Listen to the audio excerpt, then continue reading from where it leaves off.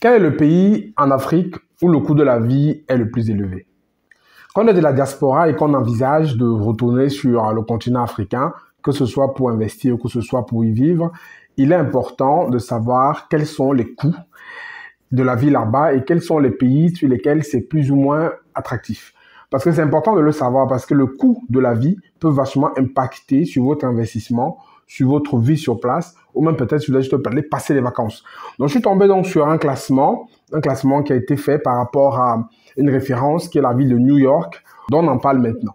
Mais avant de parler de cette ville-là, vous savez ce qui a fait qu'une vidéo vous plaît, c'est vous abonner, liker et partager. Et surtout, si c'est la première fois que tu m'écoutes sur le média, moi je suis Franck Kenyé, et si on parle entrepreneuriat, investissement, business, je te partage en fait toutes les astuces pour que tu puisses toi aussi devenir un investisseur prospère et bien entendu entreprendre si tu le souhaites et atteindre tous tes objectifs en termes de chiffre d'affaires et de business. Donc, si les thématiques telles que celle-là t'intéressent, donc, je t'invite à t'abonner à la chaîne, activer la notification pour ne louper aucune vidéo que je vais publier ici. Donc, aujourd'hui, on va donc parler de ça.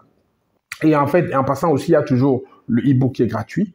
Dans le e-book, en fait, je donne les conseils de Warren Buffett pour investir, devenir un très bon investisseur. Donc, tu peux le télécharger en dessous de la vidéo. Donc, on va donc voir ces 10 villes aujourd'hui. C'est les 10 villes, en fait, il y a certaines villes dedans qui m'ont un peu surprise parce que je ne savais pas qu'elles étaient aussi chères en termes de niveau de vie. Mais ça m'a quand même permis de connaître et de comprendre pourquoi souvent là-bas, certaines choses sont à un certain tarif, à un certain prix. Donc, on va commencer ces villes-là tout de suite. Je vais commencer du 10e au 1er. Donc, on va voir 10e au 1er. Je vais vous donner les éléments et vous allez pouvoir après me donner vos commentaires en dessous. La 10e ville, c'est le Kenya avec un indice de 32,4 et une capacité de pouvoir d'achat de 32,8. On voit bien que là, il y a quand même le pouvoir d'achat qui est élevé et Kenya, le niveau de vie est assez bas. Ensuite, on a le Cameroun. Donc, le Cameroun est numéro 9. Donc, c'est 33,6 en termes de niveau de vie, de cherté de la vie. Et le capacité à payer, c'est 8,4. Donc, la capacité à payer, elle est plus faible qu'au Kenya, par exemple. Donc, le niveau de vie est beaucoup moins cher au Kenya, malgré que les Kenyans ont un pouvoir d'achat qui est beaucoup plus élevé. Dans le numéro 8, en fait, on a le Botswana. Donc, le Botswana a un indice de 34,4. Donc, j'ai fait une vidéo sur le Botswana tout récemment où j'ai expliqué pourquoi ce pays est autant prospère. Parce que vous voyez en fait que le niveau, la capacité à payer est très élevée. On a 63,6. C'est vraiment très haut en termes de pouvoir d'achat. Au niveau de pouvoir d'achat local, c'est vraiment très bien placé. Donc, à numéro 7, on a la Namibie. Donc, la Namibie, en fait, elle a 35,8. Et derrière, on a un pouvoir d'achat de 51,3, qui est aussi bien élevé par rapport à d'autres pays. Ensuite, on a l'Afrique du Sud, qui a 37,8. Dans l'Afrique du Sud aussi, c'est un pays qui est aussi cher, la vie est aussi chère là-bas. Donc, mais par contre, c'est le pays qui a le pouvoir d'achat le plus élevé dans ce classement. Donc, on a 83,9. C'est le plus élevé, vraiment. Ensuite, on a le Zimbabwe. Le Zimbabwe, en fait, c'est 40,8. Bon, malgré que leur monnaie n'est pas très forte, ils sont quand même un pays où le coût de vie est quand même assez élevé. La capacité à payer, elle est très faible. Elle se rapproche de celle du Cameroun. On a 18,7. Ensuite, on a Maurice. Dans Maurice, le niveau de vie là-bas est 30,8. Et en fait, le pouvoir d'achat, pardon, 30,8. Et le niveau de vie, c'est 42,2. Je dis tout ça, c'est la référence New York. Hein. Donc, quand on dit 42,2, ça veut dire qu'elle est, par rapport à New York, elle est voilà, moitié moins cher qu'à New York.